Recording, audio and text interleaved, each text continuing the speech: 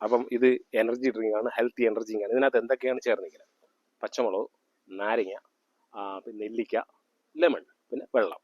അപ്പോൾ ഇതെങ്ങനെയാണ് ടേസ്റ്റ്? ഇതിനകത്ത് നാരങ്ങ, ഉപ്പിട്ട നാരങ്ങ ഉള്ളതിനകത്ത് ചെറിയ സ്പൈസി, പിന്നെ നമ്മുടെ നെല്ലിക്കയുടെ ഫ്ലേവറുണ്ട്, അത്രയേ ഉള്ളൂ അതിൻ്റെ ടേസ്റ്റ്. പിന്നെ ബ്ലാക്ക് സോൾട്ട് ഒരു ഫ്ലേവറുണ്ട്. അപ്പം ഇതിനകത്ത് പ്രത്യേകം ശ്രദ്ധിക്കുക, ഇത് നോൺ അയോഡൈസ് സോൾട്ട് കൊണ്ട് ഉണ്ടാക്കിയതാണ്.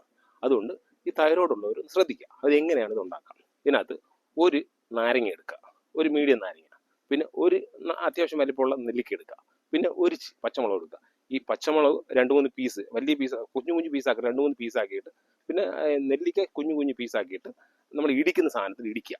എന്നിട്ട് ഇടിച്ച് നല്ല ചതച്ചതിന് ശേഷം, നല്ല ചതയിൽ ജസ്റ്റ് ഒന്ന് ചതയ്ക്കുക, ജസ്റ്റ് പൊട്ടിയാൽ മതി.